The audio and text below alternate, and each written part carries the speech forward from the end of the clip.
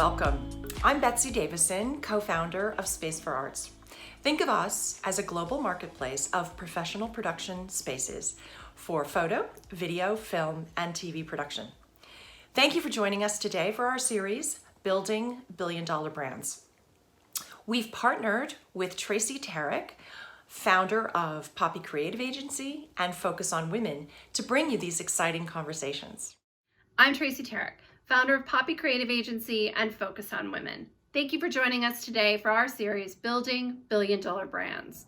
We've partnered with Space for Arts to bring you these exciting conversations. Poppy Creative represents photographers and stylists specializing in lifestyle, food, and interiors on both East and West Coast. Focus on Women is my passion project. Our mission is to elevate and empower female-identifying professionals in the commercial photography industry through networking, mentoring, and offering a community to share our stories and resources. Today, we have Glen Senk speaking with Michael Preysman, founder of Everlane. Glen will be speaking with Michael about the early days of Everlane and the important foundation he built to becoming a trusted, values-based brand. Glen is a creative leader who has worked with several of the world's most iconic brands, including Bloomingdale's, Habitat International, Williams-Sonoma, Pottery Barn, Anthropologie, and Urban Outfitters. We hope you enjoy the behind the scenes and this unique and rare conversation about how to approach and build an environmentally responsible, values-based brand. Space for Arts and Focus on Women are passionate about community and telling visionary stories that can change the way we look at the world and how we work and communicate with each other. Please enjoy. Michael, you've got an unusual background for the clothing business, to say the least. Tell me about that. I'm sure you've been there when you say, how do you get into this? And I think most people, when they get into retail, do it more by accident than on purpose, and they fall into it. I worked in private equity for a few years and realized that it wasn't quite for me, and left the field and came back home to the Bay Area. And in the Bay Area, I had grown up as around so many entrepreneurs and so many people that were reinventing the world. And I really was excited by that opportunity. And so I came back out west and spent a year really thinking about where the world could go, what things I love, knowing that finance wasn't for me. And then through that process, really discovered that the markups in retail were so extensive compared to what I thought was right for the customer, and what we thought was right for the consumer. And so we really launched Everlane with that basic premise of how do we do right where others do wrong. And it turned out to become a apparel brand, and I've learned all the skills along the way. So it was really more out of a mission that became an apparel company than to start an apparel company, I would say. So Michael, you pioneered the concept of radical transparency, but I've got to tell you, the first time I heard about it, I thought you were out of your mind. Where did this come from? What was the motivation? Was it commercial in your mind, or was it more of a personal belief? It's a good question. I'm a pretty values-driven individual. And I grew up in the West Coast, and I always think the West Coast relative to the East Coast is this mentality of like, how do we help others? How do we be more open? Pushing the idea of of course, the hippie movement that came out of here, the sustainability or environmental awareness that exists in California. California is about as left as they go.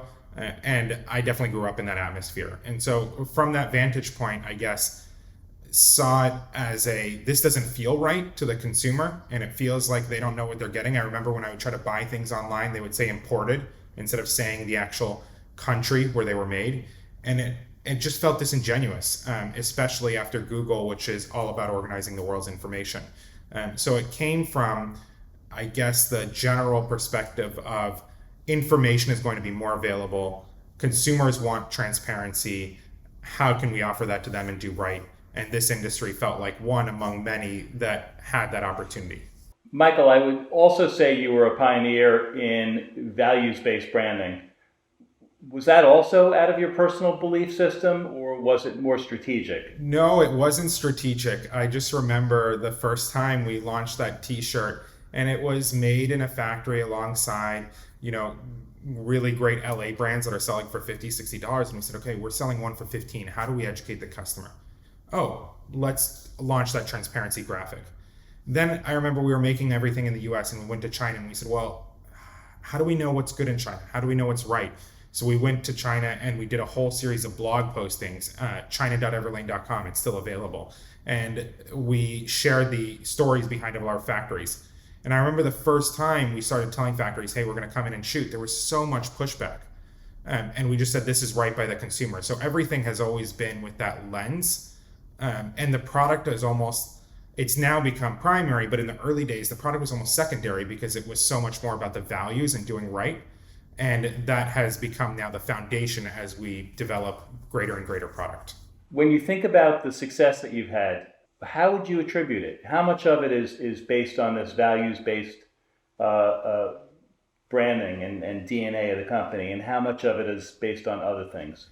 Well, if I were to listen to you, it's always about product first, and we realize that today. And to get to scale and get large and be successful, the consumer has to love the product.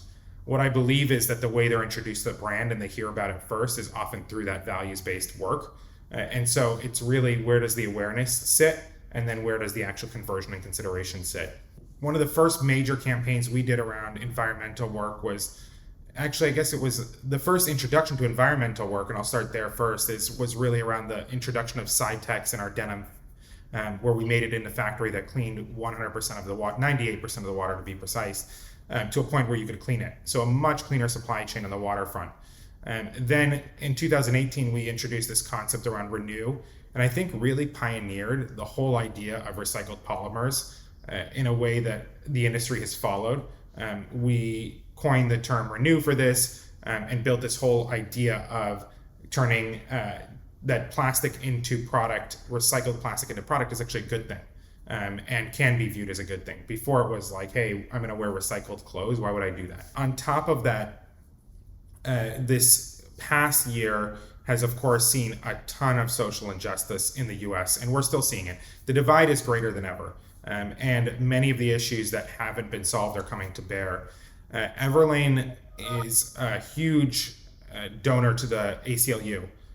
Through our 100% Human Initiative, and we really came out in a big way around that, pushing forward on both the ACLU and also Feeding America. So last year we donated a significant amount to both organizations and pushed forward on how do we help others and how we can push the fashion industry to be much more inclusive and diverse in a way that I think historically the fashion industry has not been. Michael, how do you think about allocating money towards these efforts, especially in a year as financially challenging as 2020? Yeah, I'd be curious to hear more from you on that. I think so much of the world is moving values-based, which is great.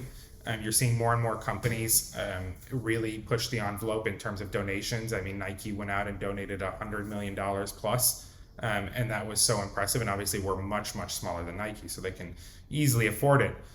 But our viewpoint from this has always been that giving back is a part of our everyday. So I believe in the same way that many individuals give back to organizations as we grow and as we get bigger, that giving back just needs to be part of the everyday bottom line and part of both marketing and general corporate expense. So it's really built into everything. And the way I believe in it is that from a marketing perspective, you always should be thinking about, what am I doing for my team? What am I doing for my consumer? And what am I doing for the world?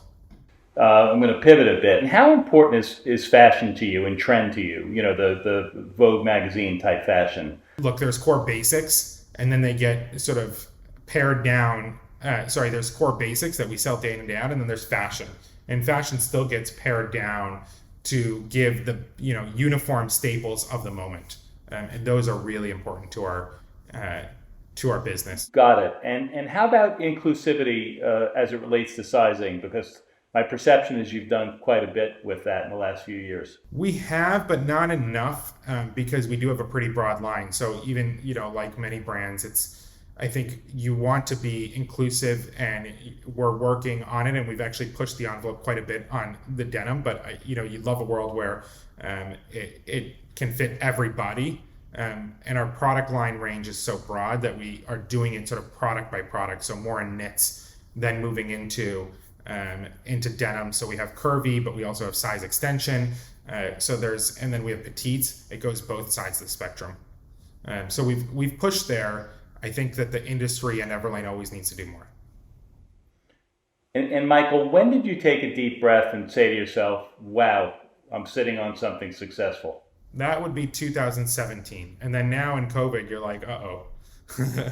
COVID's sort of like the opposite of that. But 2017 was a really huge year. It was the year we launched denim and we launched retail, both at almost the same time.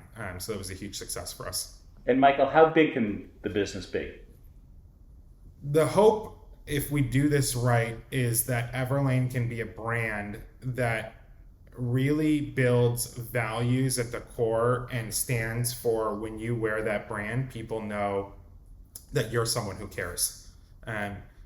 Our intention, the way we say it, is that when you wear Everlane, we want you to feel like you can make a difference, even though you're just one person.